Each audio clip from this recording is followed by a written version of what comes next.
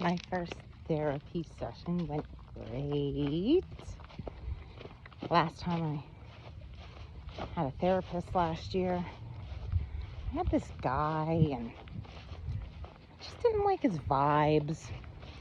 I feel like women really understand women more, and I just didn't vibe with him. And maybe I should have tried harder and just asked for a woman then. I don't know. But pretty much I'm out walking because it's kind of hard for me to meditate. I'm one of them walking. I like to walk out in nature or ball fields, wherever. I'm talking to this chick, and clearly I'm not bringing anything up about Elijah right now, but I'm talking to this lady and I'm just giving her a pretty good rundown of my life in a nutshell kind of shit, and she's listening to me and she's like, wow, that's wild. And I'm like, yeah, been to prison, I was on drugs, I was a homecoming queen, class clown, band geek, fucked up everything and repented and begged for forgiveness and all these things. I said, I just really feel like I've been misdiagnosed. Manic bipolar with psychotic features when I have OCD. And I got the OCD diagnosis a month after I left Mon Valley, Death Valley, and got away from all those Megan's Law predators that were scaring me even more. And she's just looking and I'm like, have you ever heard of the Indigo Children? And she's like, I've never heard of them. I'm like, maybe it'd be really cool if you flipped into that. Maybe it'd be really cool if the front lines of mental health and medicine started taking the needs of sensitive children and all of these other different kinds of beings out here trying to make it in a world like this seriously. And I mentioned star seeds, and I said, these things are kind of real. And she goes, I have a book right here. I'm almost done reading it. Maybe I'll give it to you when I'm done, and you can read it. And I said, what is it? And she goes, it's for highly sensitive people. And I went, oh, do you think you're a highly sensitive person? And she was like, I know I am. I said, good.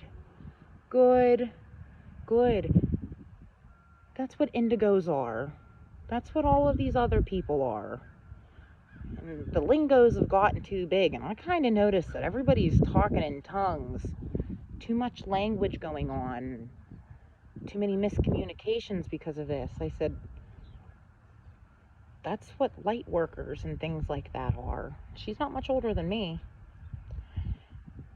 And I'm talking to her, and her gears are spinning. And she said, yeah, I'll definitely look into indigo. She goes, I saw last week you were here. I went in last week to have that first appointment, to 2 weeks later come in and talk to the guy I want to talk to. And that lady, she pissed me off. I don't like when people talk to people like they're pieces of shit. I don't like when people don't talk to people like they're equals. And I'm working on me. Look at that hair. I'm always trying to work on me. I'm trying to stay calm, and I'm trying to be a better person every day. And she was like, yeah, I'm not convinced that you're a manic bipolar. I said, I'm not. I wasn't manic. I panicked. I have OCD. And anxiety and depression and all of these things that are all happening because of OCD, at least in myself. And she was like, yeah, she put you on this treatment plan. She was like, did she prescribe you any medication? I said, she tried to prescribe me 20 different kinds of medication that the guy I want to see next does not think is right for me. And the one medication that he does think is right for me, she don't want to give me. See, back when I was on opioids because I was overprescribed by a doctor on purpose,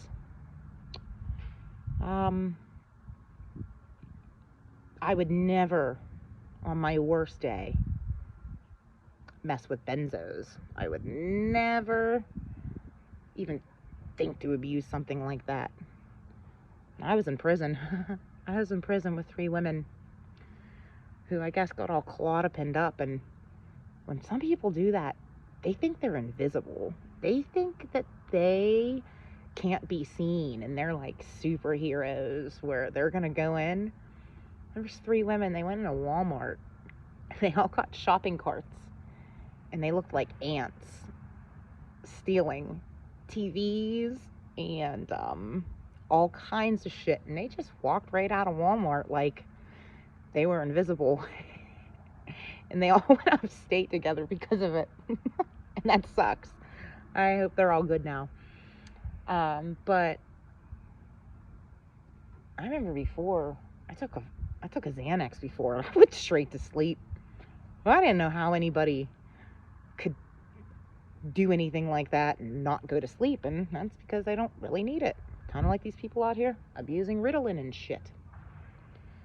And I think it's sad that doctors like the one that I went to out of Pennsylvania, Pittsburgh HealthWorks, Dr. Jack Taylor, got arrested, I think in 2014 for the shit that he did to us patients. But you got doctors like that getting slaps on the wrist for ruining people's lives and getting them addicted to a bunch of medications that they don't need for money.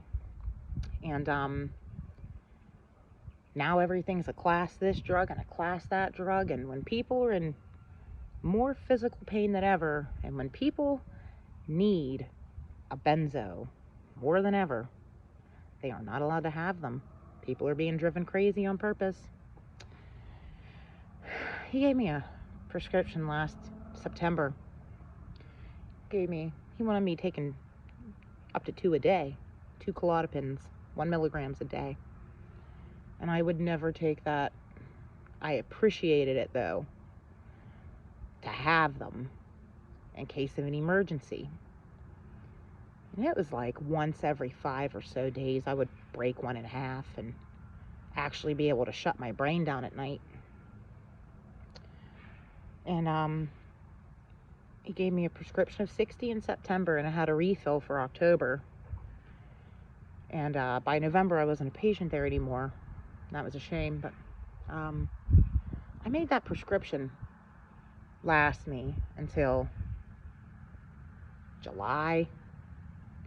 Stretched that shit out, used it in case of an emergency, and pretty much turned the TV off this January to hunker down for the spiritual awakening stuff.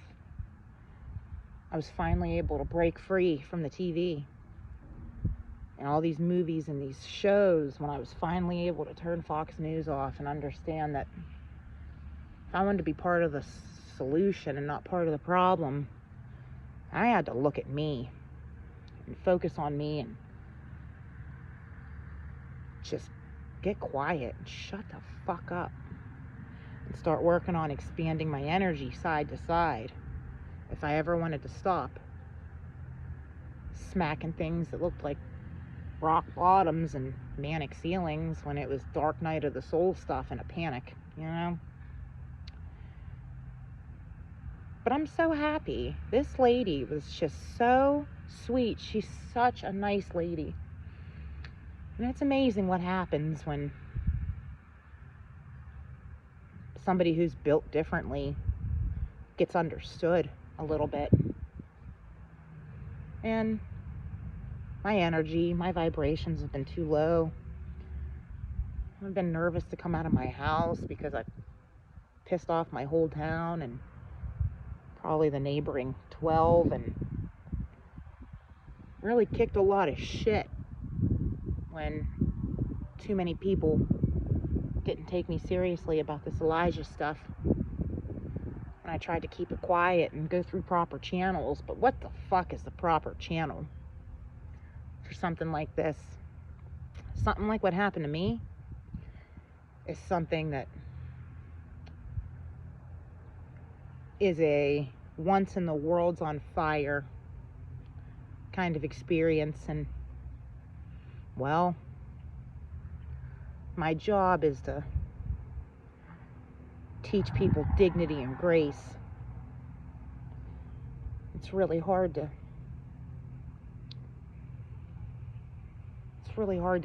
figure out a right way to do that.